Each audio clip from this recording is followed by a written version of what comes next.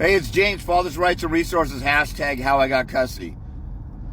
Here's 2 questions for you, or 2 points. If you don't get this, there's no purpose whatsoever for you being on my page, and you will lose your court case, okay?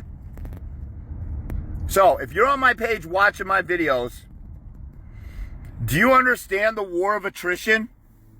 This is about the war of attrition.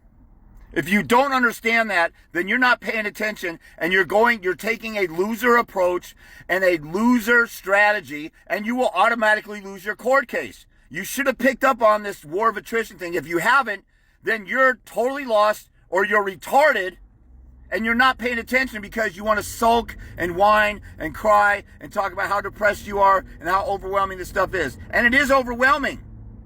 But when you're getting your ass kicked in court and losing, you don't go running around whining how you lost. You turn around and figure out how to get better or do stuff differently.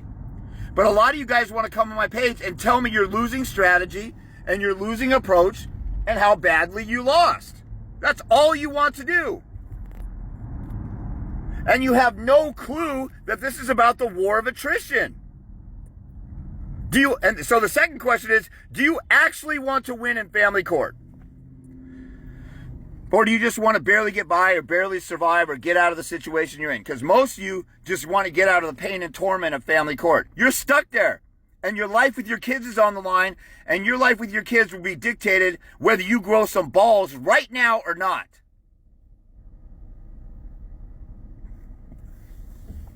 So the war of attrition is the fact that 95% of court cases settle. Now follow along with me. If you're a little slow, like some of you guys are literally slow. You don't know how to listen. You don't try and listen because you're caught up in your pain and your emotions. Set aside your emotions. Calm down. Take a deep breath. Set aside your emotions and listen to what I'm saying. This is the key. 95% of court cases are won by the person who engages in the war of attrition. And here's what it is. The other side gets worn down because you're standing up and you're relentless and you won't take no for an answer, and you'll do depositions and you'll do motions for reconsideration or a revision from a commissioner to a judge or appeals. You will exercise every remedy that's available to you to get on the offensive. You will call the other side out. You will ask for Civil Rule 11 sanctions. You will file bar complaints and call the attorney out for violating their oath and commit malpractice. Now, one of these things or 2 of these things by themselves will not win your case usually. Sometimes it does happen, but you have to, just like in a war. Think about a war. If you strategize, well, we're going to go down here and we're going to ambush the enemy over here. Okay, you win a little battle. Have you won the whole war? When we stormed Normandy Beach against Hitler, we didn't win the war when we penetrated the shores of France. We won the war because we kept going and kept fighting and kept after. If you watch Saving Private Ryan, those guys penetrated France, but they're still fighting. It wasn't until Germany surrendered or however it won, they were beat down and beat down and beat down until they surrendered or quit or we captured or got control. Vietnam was never won, and we pulled out because we got sick and tired of being there. We pulled out of Iraq and Afghanistan because we've been in there forever. And we're getting depleted, and we're losing men, and there's no point anymore. Now, the people behind the wars, they infiltrated, and the world bankers took over, and all that stuff behind the scenes. But the main point of a war is the main point, okay? If you're not engaging in the war of attrition, if you're all caught up in, I want to win this hearing or it's over, or I'll try one more time or it's over, you're in a marathon, you're in a war. And the vast majority of women surrender once a guy grows some balls and gets on the offensive. And a bunch of you guys are sitting in the comments, well, this is how I lost. Or I'm waiting on my attorney. I'm waiting on the guardian ad litem. Bitch, stop waiting on everybody else. Why are you waiting on somebody to rescue your kids? If your kid is lost or missing at the park, do you sit down and wait on some total stranger to go looking for your kids? Or do you go looking for, like, let's say your kids are playing at the other end of the park and you lost sight of you, or you didn't pay attention, and they walk into the forest next to the park. Are you going to sit there, well, I'm waiting on somebody else to go rescue my kid? That would be insane. But that's how insane you guys are acting. And it's rooted and grounded in what I always talk about, being lazy or being a coward. Because if you had a sense of urgency to rescue your kids, you would be getting on the offensive. Once you come across my page, you go, damn, this guy got full custody without an attorney? Let me call him, or let me watch his videos and take notes and do something. 90% of you in the comments, oh, James, that's not a good analogy. Oh, James, the system needs to be overturned. No shit, dummy, but it's not happening. Are you going to sit on your ass and not rescue your kids and be a punk-ass bitch coward because the system hasn't changed and catered to you? There's millions of dads and millions of alienated moms who got screwed by the system for the past 60 years, and it hasn't changed one tiny bit. What the F are you whining and crying about a system that won't get removed? Why don't you go in there and do what worked for me and thousands of other fathers and at least give that a try? You won't even try. Why? Because you're a bitch-ass lazy coward and a bum.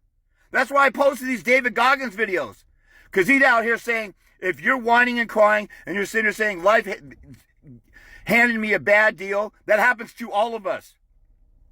There's millions of parents who've gotten alienated and screwed, and they've never band together to change the system or done anything about it. What makes you think your whining and crying in my comments is going to make stuff go away? So basically I'm asking, what the hell is your point of watching my videos if you're just going to comment, yeah, that sucks, the system is bad. Hey, James, the reason why the system is corrupt is because they want Title IV-D money. No shit, Captain Obvious Sherlock, bitch. What are you going to do about it?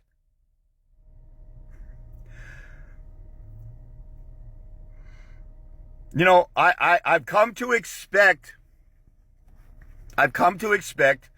that 99% of you don't want to fight for your kids because it's too hard and it's too much and you just want a quick fix. Especially if you're Generation X or younger, which is practically everybody, because now Generation X, you're in your 40s, 50s, or whatever, and everybody's soft and everybody gets a push button, you know, Amazon delivery, everything they need in life is at the touch of a button. And then when you go to court, you want a touch of a button. You want fairness. See, what happened to me, this is why I don't give you guys any excuses. What happened to me, I was blindsided. I was shocked. The first time I went to court, the bailiff treated me like an animal. And I couldn't believe it. And I shut my mouth and kept quiet. And I didn't freak out in court. Some of you have freaked out in court and reacted to that. And then you look like the animal that they're accusing you of being.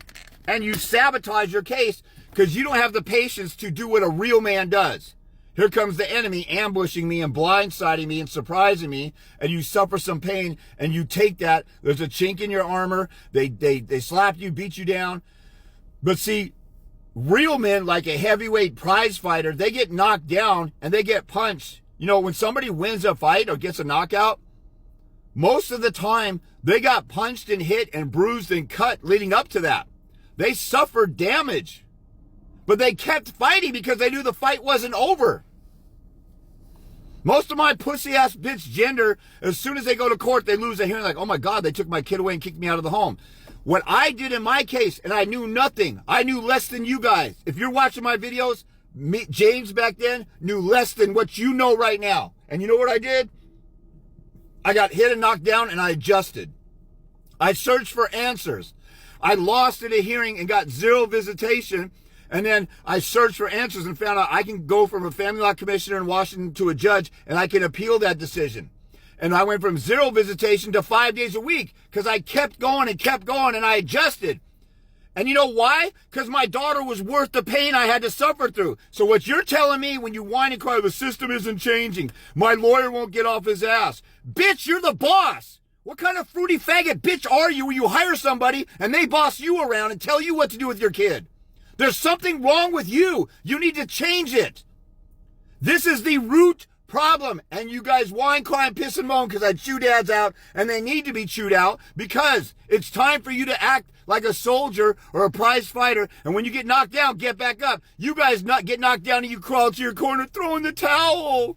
I want to go home to mommy. Do you want to win and fight for your kids? Do you want to at least fight for your kids and try? Everything you've done, if you haven't got a consult with me, everything you've done is wrong because everybody who calls me is telling me all the wrong stuff they've done. I guarantee it. And if I won and you lost, you should at least think, well, let me at least try this guy. You're stupid if you don't do that. You're sabotaging your own case, and in the end, you don't give a shit about your kids because you like your feelings better. Do you want You want to learn about the war of attrition, you want to fight, call me. If you